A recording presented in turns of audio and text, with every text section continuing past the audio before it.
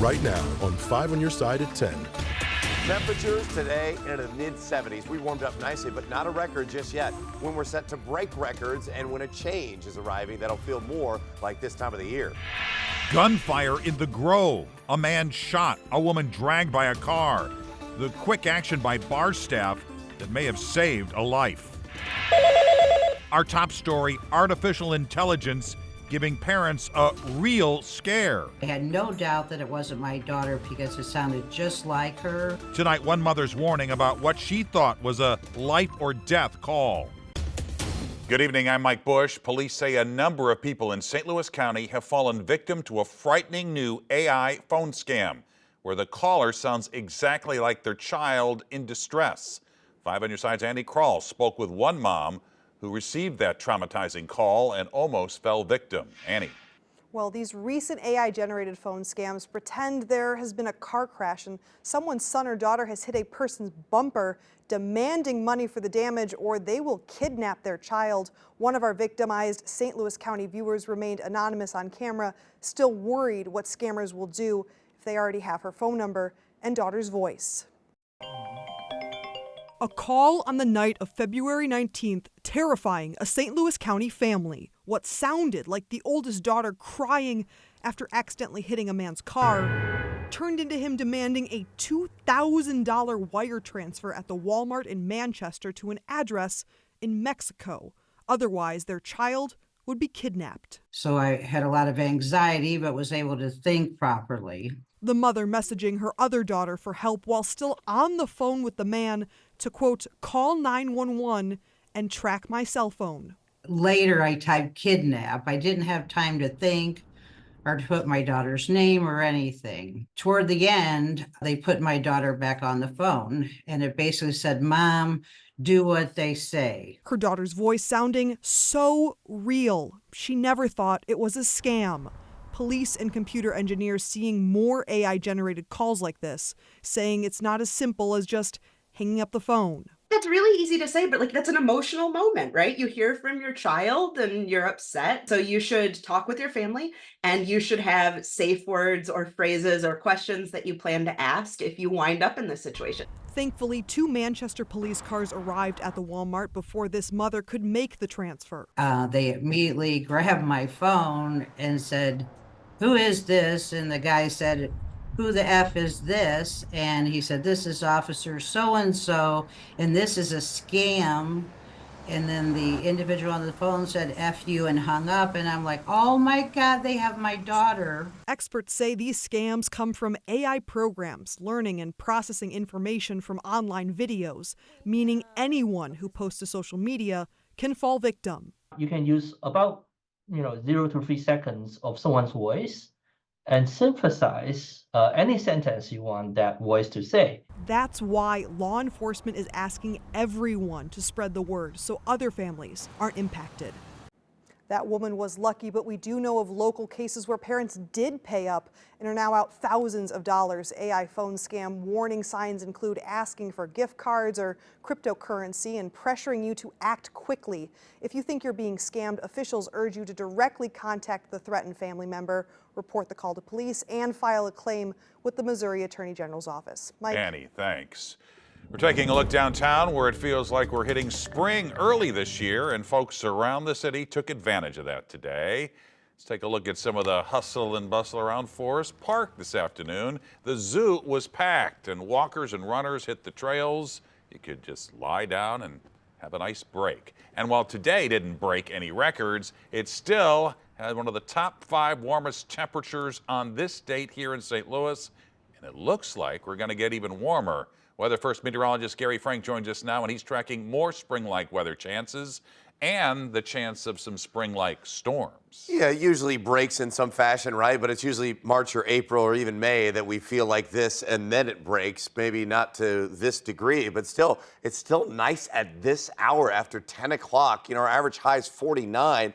We got to 74 today. That was the 3rd warmest we've ever seen on this 25th of February. And right now, it's still very mild for this time of the year. In fact, it's so warm, it's warmer than our average high on this date, 55.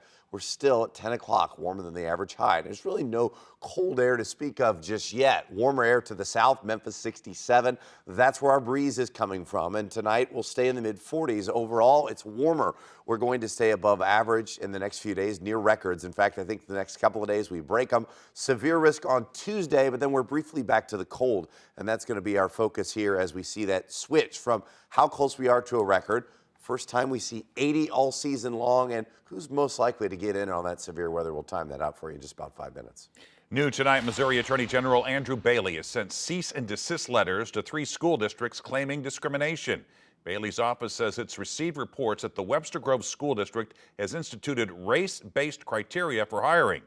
Tonight, a district spokesman fired back, calling the letter, quote, ridiculous, and that the district does not discriminate in its hiring practices. It goes on to say, quote, however, the district is interested in having a diverse faculty to serve our educators to our diverse student population and is willing to take the effort to attract, support, and retain that staff. Bailey also sent letters to the Lindbergh and Parkway school districts over different discrimination claims. We've reached out to both districts tonight and are awaiting their responses. 2 people are in the hospital tonight after a shooting led to a woman being dragged by a car down Manchester Avenue. It happened early this morning, not long after the bars closed in the Grove. 5 on Your Side's Laura Barcheski has details on how others came to the victim's rescue.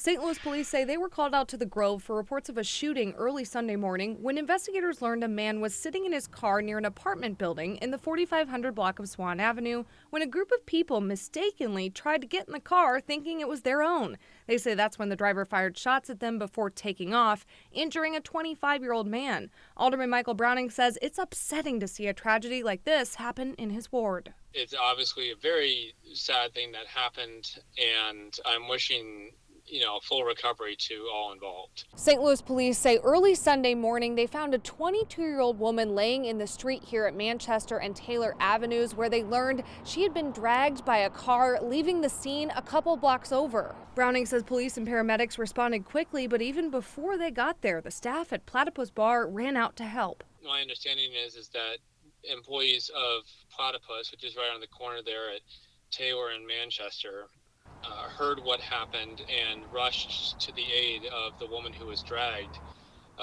with towels and were able to be there with her until paramedics were able to arrive. Alyssa Utrecht works in the Grove, and we caught up with her as she walked by the glass-covered ground near where this happened. I've never really felt unsafe leaving my car here. I kind of leave it on the strip here. But after knowing what happened, I would be a little bit more cautious leaving my car here in the future, for sure. Browning says he continues to work with police and the Community Improvement District to improve lighting and have secondary patrols. We have an extensive camera network. There are a number of safety measures in place, but I want to be clear, none of those safety measures would have prevented what happened. Reporting in the Grove, Laura Barcheski, 5 on Your Side. Tonight, both victims are still in the hospital in critical condition. Police still looking for the driver who opened fire. And if you have any information about what happened, you're asked to call St. Louis Police or the anonymous tip line at 866-371-TIPS. A man is dead after being hit by a car in St. Louis's Hamilton Heights neighborhood. This happened around 3:30 this morning at the intersection of Page and Hodemont. Police say a driver hit a man sitting in the street. The driver stayed at the scene. It's still not known why the man was sitting in the street. Tonight, another downtown office tower is showing signs of financial troubles. According to our partners at the St. Louis Business Journal, Bank of America Plaza was recently put under a receivership. The building's owner failed to make a loan payment last summer. Bank of America is currently only leasing 170,000 square feet of office space in the 750,000 square foot complex. Breaking barriers. Just about 2.5% of the physician workforce in this country are African American. She's a trailblazer in her field. How a local surgeon is inspiring diversity and helping redefine the face of medicine. A heads up for Blues fans, the defensive zone MoDOT is putting up near Enterprise Center. Well, we go from temperatures feeling like spring to springtime weather with a severe risk. What this means for us on Tuesday, and we'll time out that possibility for our area coming up. I'm back from a week at spring training and talking to just about every member of this 2024 St. Louis Cardinals squad. We have a special Sports Plus tonight, looking ahead to baseball season in St. Louis. The pitching additions were essential, the prospects on the rise are exciting, and Nolan Arenado is sick of losing. The Cardinals' generational third baseman is ready to start fresh in 2024. You know, last year it just didn't sit well with anybody, and especially the whole offseason, thinking about it and how frustrating it was. So, you know, it just feels good to come into camp with a clean slate. We'll have extended conversations with Arenado, new ace Sonny Gray, and the most exciting prospect in camp, Victor Scott, coming up in about 20 minutes on Sports Plus.